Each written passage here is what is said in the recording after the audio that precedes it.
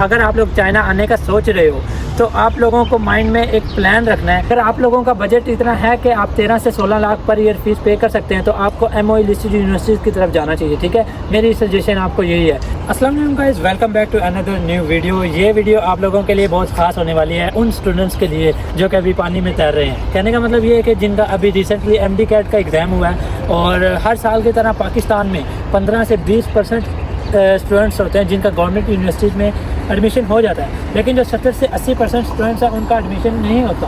पाकिस्तान में जो private universities हैं उनमें एडमिशन लेना बहुत ही मुश्किल है क्योंकि उनकी फ़ीस बहुत ज़्यादा है। पाकिस्तानी बच्चे वहाँ पे अफोर्ड नहीं कर सकते हैं फ़ीस, तो उसके लिए फिर जो स्टूडेंट्स होते हैं वो बाहर का सोचते हैं कि हमें कौन सी कंट्री जाना चाहिए, क्या करना चाहिए। मैं आप लोगों को बता दूँ कि हमारे एशिया में जितने भी कंट्रीज़ आते हैं ना, उनको सबसे ज़्यादा मतलब सब कंट्रीज़ में चाइना सबको लीड कर रहा है। तो कहने का मतलब ये नहीं है कि आप लोगों को मैं चाइना बुला रहा हूँ या कोई फोर्स कर रहा हूँ। मैं एक मेडिकल का स्टूडेंट हूँ, MBBS का 5th ईयर का स्टूडेंट, और अभी हॉस्पिटल से आया हूँ। ठीक है, तो मैं आप लोगों को जो मैं बता सकता हूँ वो एक एजेंट आप लोगों को नहीं बता सकता।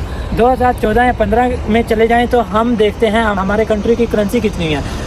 हमें RMB एक 15 से 20 PKR में मिलता था उस टाइम में, लेकिन आज 2025 में 41 to 42 PKR में एक RMB मिलता है। तो यहाँ की जो फ़ीस है, मेरी यूनिवर्सिटी की फ़ीस लगा लें कि 18,000 RMB उस टाइम भी थी और आज भी है।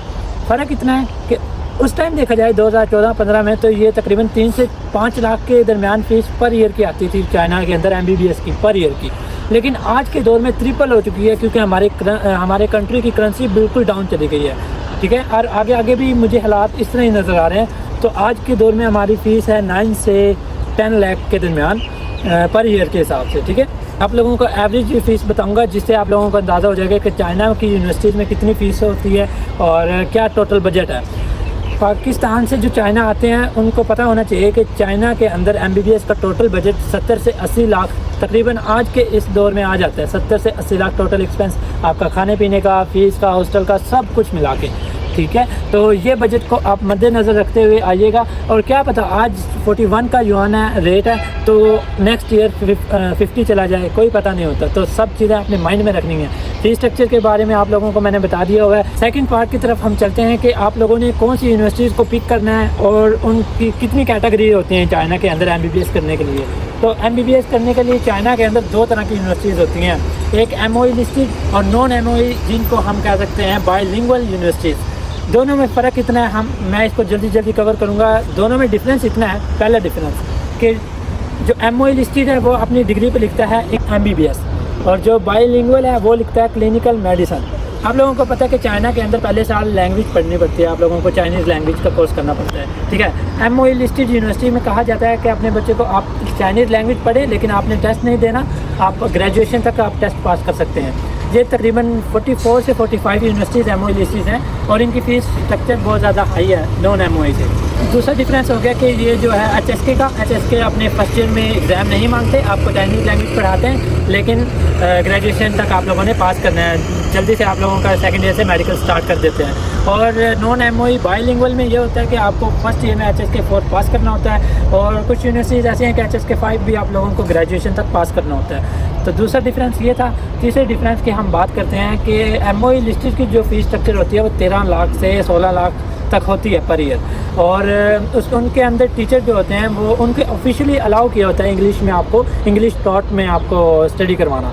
लेकिन बाइलिंगुअल में आपको ये सीन होता है कि इनमें इंटरनेशनल टीचर भी होते हैं, चाइनीज़ भी होते हैं। और इधर अनऑफिशियल है कि इंग्लिश में आपको पढ़ाया तो जाता है, इंग्लिश में ही दोनों यूनिवर्सिटीज़ में आपको इंग्लिश में पढ़ाया जाता है, लेकिन इधर ये है कि अनऑफिशियल है थोड़ा सा, लेकिन टीचिंग ऑफ मेथड है वो मैंड्रीन है। ठीक है, तो मिक्स काम है लेकिन पढ़ाया आपको दोनों यूनिवर्सिटी, दोनों कैटेगरी की यूनिवर्सिटी में इंग्लिश में ही है। तो तीसरा डिफरेंस ये हो गया। तो इसमें कुछ ज़्यादा डिफरेंस नहीं है, ये सिर्फ चाइना के अंदर रहते हुए डिफरेंस है। ऐसा कोई नहीं है कि आपकी डिग्री वैलिड नहीं है। ये सिर्फ 44 to 45 यूनिवर्सिटीज़ हैं MOE, और दूसरी जो यूनिवर्सिटीज़ हैं उधर भी स्टूडेंट्स पढ़ रहे हैं, उनकी तादाद बहुत ज़्यादा है यूनिवर्सिटीज़ की। अगर आप लोगों का बजट इतना है कि आप 13 से 16 लाख पर ईयर फीस पे कर सकते हैं तो आपको MOE लिस्टेड यूनिवर्सिटीज़ की तरफ जाना चाहिए। ठीक है, मेरी सजेशन आपको यही है। अगर आप नहीं कर सकते, 9 से 10 लाख फीस आप अफोर्ड कर सकते हैं, तो आप लोगों को बाइलिंगुअल यूनिवर्सिटीज़ की तरफ ही जाना चाहिए क्योंकि इनकी फ़ीस थोड़ी कम होती है।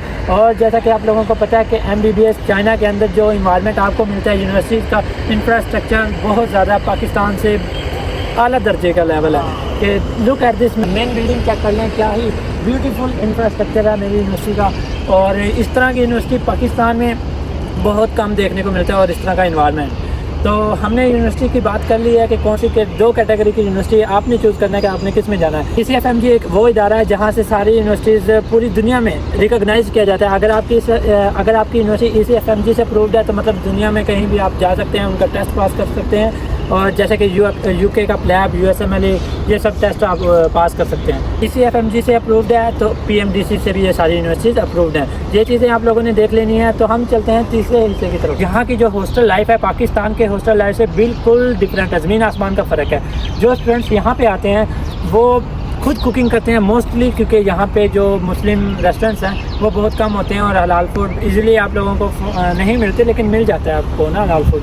तो आप लोगों ने कुकिंग ज़्यादा से ज़्यादा मतलब स्टूडेंट्स करते हैं, किचन वगैरह आपको प्रोवाइड किया होता है और आपने सारे काम खुद करने होते हैं। पाकिस्तान में हॉस्टल लाइफ भी अगर देखी जाए तो स्टूडेंट अपने काम मतलब ये है कि आप बाहर से खा लेते हो, आप घर भी जा सकते हो। यहाँ का जो माहौल है वो बिल्कुल डिफरेंट है। हॉस्टल लाइफ में 5 से 6 साल एक स्टूडेंट का यहाँ पे रहना मुश्किल है, बहुत हार्ड लाइफ गुजारनी पड़ती है, इतना इजी नहीं है सबके लिए। और एक और मेन बात, मैं आप लोगों को ये नहीं कहूँगा कि आप लोगों को चाइना ही चूज़ करना चाहिए। मैं आपको ये कहूँगा अगर आप लोग चाइना आने का सोच रहे हो तो आप लोगों को माइंड में एक प्लान रखना है ये कि आप लोगों ने चाइना से आगे वापस पाकिस्तान जाना है, ये मत सोचें। आपने चाइना से आगे यूरोप की तरफ निकलना है। यहाँ पे 3rd ईयर के बाद क्लिनिकल रोटेशन स्टार्ट हो जाती है। जैसे कि आप लोगों को पता है कि 6 साल का MBBS का कोर्स होता है यहाँ पर। तो तीसरे से चौथे साल में आप लोग USMLE की तैयारी करें और उसको क्रैक करें। अपना एम बनाएं कि आप लोगों ने फर्दर मूव करना है किसी और कंट्री में, अपना उस टेस्ट के रिलेटेड आप लोगों ने तैयारी करनी है, प्लैब करना है, USMLE करना है। तो आप लोगों ने अमेरिका की तरफ, UK की तरफ निकल जाना है, AMC करना है, ऑस्ट्रेलिया की तरफ निकल जाना है। वापस पाकिस्तान जाएंगे, वहाँ पे जॉब करके आप प्लैब USMLE की फ़ीस इकट्ठी करेंगे, ये तो इम्पॉसिबल है। आप लोग वहाँ पे प्लैब के 2 से 3 लाख भी जमा नहीं कर सकते हो। चाइना के अंदर आप लोगों को एक अपॉर्चुनिटी मिलती है कि MBBS के साथ साथ आप लोग जॉब कर सकते हो, पार्ट टाइम कोई भी काम कर सकते हो। तो आप लोगों को अपॉर्चुनिटीज़ मिलती रहती हैं। तो आप यहाँ पे अर्निंग कर सकते हो, तो आप लोग बाहर के लिए मूव भी कर सकते हो। जब आप चाइना आ गए हो तो आप ये सोचें कि दूसरे कंट्रीज़ में जाना भी आसान हो जाता है। तो ये चीज़ें मद्देनज़र रखते हुए कि जो चाइना के अंदर रिसर्च आप कर सकते हो वो पाकिस्तानी मेडिकल स्टूडेंट नहीं कर सकता। चाइना के अंदर रिसर्च पर बहुत ज़्यादा काम किया जाता है। बहुत अच्छी अच्छी यूनिवर्सिटीज़ में आप देखेंगे लैब वर्क बहुत अच्छा होता है, रिसर्च बहुत चीज़ों पे की जा रही होती है। नई नई जो चीज़ें आ रही हैं, नई vaccine, for example new vaccine आनी है, उसके ऊपर चाइना सबसे पहले काम कर रहा होता है। आप लोग ये सब चीज़ें यहाँ पे देखोगे, यहाँ का इन्वायरमेंट, यहाँ की टेक्नोलॉजी पाकिस्तान से बहुत आगे है। तो यहाँ पे बहुत ज़्यादा स्टूडेंट्स आते हैं, अपने आप को ख़राब भी करते हैं और ऐसा भी बन के निकलते हैं कि जो पाकिस्तानी स्टूडेंट भी नहीं कर सकता। ठीक है, यहाँ पे बहुत लोग ऐसे भी होते हैं जो ज़ीरो के साथ आते हैं लेकिन सब कुछ अचीव करके निकलते हैं, और ऐसे भी स्टूडेंट आते हैं जो कि अच्छे स्टूडेंट्स होते हैं लेकिन वो यहाँ पे अपनी लाइफ को ख़राब कर लेते हैं फ्रीडम को देखते हुए, और यहाँ पे पढ़ते नहीं हैं उस तरह से जिस तरह फिर आप लोगों का टेस्ट पास नहीं होता पाकिस्तान जाके, या किसी और कंट्री में भी आपका टेस्ट पास नहीं होता। तो ये सिर्फ आप लोगों ने चीज़ें मद्देनज़र रखते हुए कि आप सेल्फ स्टडी कर सकते हैं तो चाइना लाजमी आ सकते हैं, और आना भी चाहिए। आप लोगों को लाइफ में आगे बढ़ना चाहिए। तो मेरी सजेशन यही है, अगर आप लोगों का इस पर कोई भी क्वेश्चन हुआ फर्दर तो मैं आप लोगों को गाइड कर दूँगा। स्पेशली वीडियो ये आप लोगों के लिए थी, और जिसमें मैंने आप लोगों को MBBS का बेसिक बताया है, क्या यहाँ पे सिनेरियो होता है। तो 6 साल का MBBS होता है। अगर आप लोगों का कोई भी फर्दर क्वेश्चन हो तो आप मुझे कमेंट कर लें या व्हाट्सएप पे कांटेक्ट कर लें, ठीक है। तो मिलते हैं आप लोगों को नेक्स्ट वीडियो में। I will catch you guys in the next vlog. Take care, अल्लाह हाफिज़। बट आप लोगों को बताता चलूँ कि इस वीडियो के पीछे यहाँ पाया तक मील तक पहुँचाने का मेरे रूमी का बहुत बड़ा हाथ है। तो मिलते हैं आप लोगों को नेक्स्ट वीडियो में। Bye bye.